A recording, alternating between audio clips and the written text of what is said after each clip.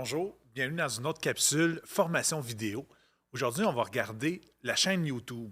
Donc, en effet, vous avez fait du matériel vidéo la dernière fois. Vous avez sans doute mis ça sur les réseaux sociaux de façon peut-être assez simple, mais de toute façon, on va y revenir si, de façon plus avancée. Mais présentement, je vais vous montrer la chaîne YouTube, qui est honnêtement un super bel outil parce que c'est le deuxième engin de recherche le plus populaire après Google directement. Beaucoup de gens font des recherches directement dans YouTube pour apprendre de l'information. Donc, il y a moyen justement de optimiser notre chaîne YouTube. Donc, je vous montre à l'instant le portable. Tout à fait. Et voilà. Donc, on a ici une page quand on rentre sur YouTube. Donc, s'assurer que dans l'icône ici en haut à droite, vous avez votre identifiant, votre photo à vous, ce qui représente votre compte Google. Donc, on pourra revenir sur la notion de Google Account un petit peu plus tard. Donc, s'assurer aussi qu'on ne publie pas nécessairement nos vidéos dans notre YouTube personnel, mais bien dans une chaîne. L'avantage de créer une chaîne, c'est qu'en effet, après ça, on peut mettre des administrateurs sur cette chaîne-là, tout comme on fait sur notre page Facebook professionnelle. On est capable d'ajouter et de retirer des administrateurs de la chaîne. Donc, c'est beaucoup plus facile après ça pour faire la gestion et l'entretien de notre chaîne. Donc, pour être capable de faire ça, on va aller dans le menu de gauche, tout simplement. On va descendre complètement et aller dans la section paramètres. Donc, le petit engrenage. Et là, dans la section paramètres, vous avez les paramètres de votre compte YouTube en général.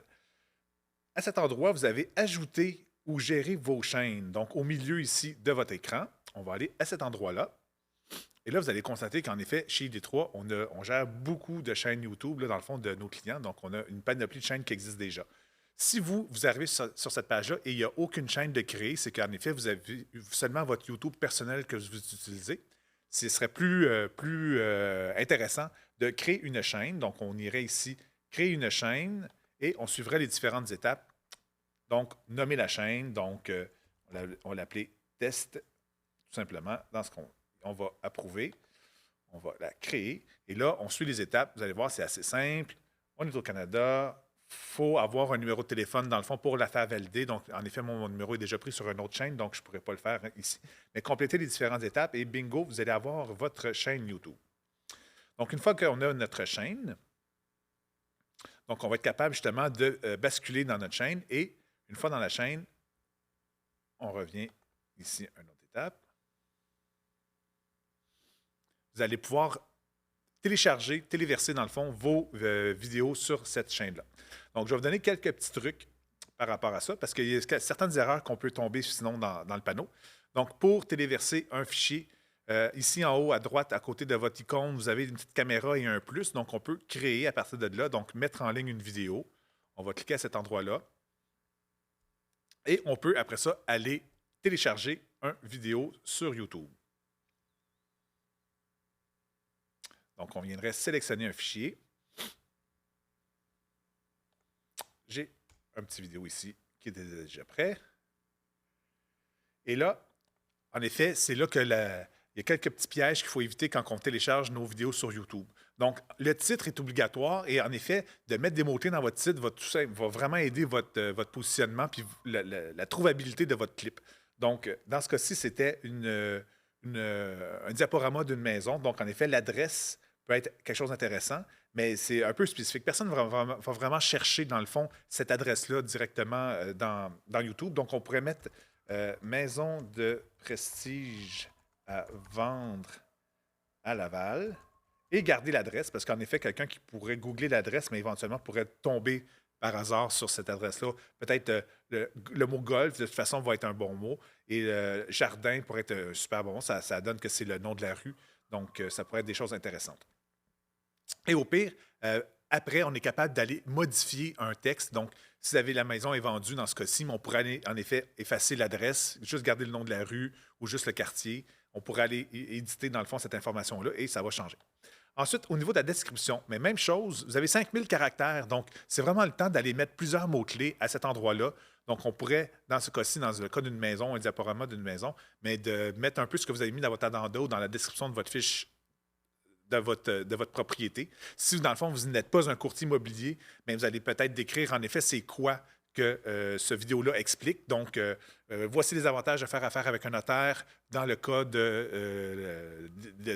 pour écrire son testament. Et dans le fond, vous décrivez un petit peu là, quelques trucs.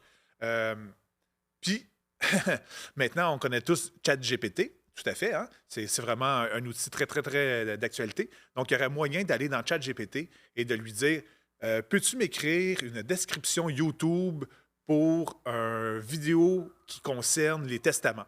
Et bingo, il va vous créer un petit paragraphe exprès, dans le fond, pour mettre sur YouTube, que vous pouvez aller ça, copier-coller et aller le mettre ici, tout simplement.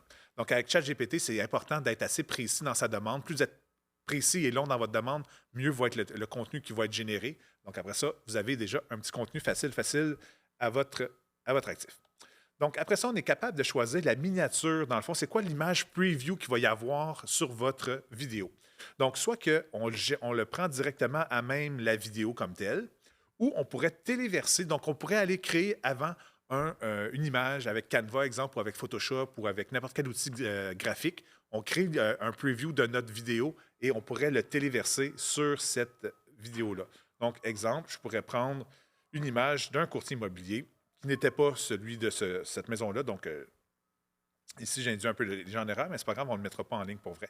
Donc, ça deviendrait en effet la miniature de la vidéo. Donc, il est en train de générer le tout. C'est certain qu'on n'a pas le preview en temps réel. Ici, si vous avez des listes de lecture, c'est là qu'on pourrait en associer une. On reviendra sur le sujet. Mais le piège le plus important que je voulais vous parler aujourd'hui, c'est vraiment le but premier de toute cette vidéo-là que je voulais faire, c'est que les gens pensent que parce qu'il n'y a rien de spécial dans notre vidéo, on va mettre oui, elle est destinée aux enfants. Mais il ne faut pas faire ça. Justement, c'est que quand on indique à YouTube oui, elle est destinée aux enfants, c'est qu'on se ramasse sur YouTube Kids au lieu d'être sur le YouTube général. Donc, c'est important de dire que non, la vidéo, là, le public cible, ce n'est pas les enfants. Ce n'est pas une question de est-ce qu'il y a du matériel sensible pour les enfants? Non, non, c'est est-ce que la vidéo est destinée aux enfants? Non, elle n'est pas destinée aux enfants. Donc, je vais être sur le YouTube général et non sur le YouTube Kids. Et on pourrait en effet y aller avec des limites d'âge si on avait vraiment quelque chose de très sensible. Donc, suivant. On pourrait ajouter un écran final. On reviendra sur la notion d'écran final aussi dans une capsule plus avancée. On peut ensuite aller valider. Donc, droit d'auteur, il n'y a aucun problème trouvé. Donc, c'est important que si vous mettez de la musique sur vos vidéos, de s'assurer que ce n'est pas de la musique avec droit d'auteur. Donc, il y a un paquet d'outils, de banques de ressources, de musique libre de droit qu'on est capable d'utiliser sur n'importe quel genre de matériel.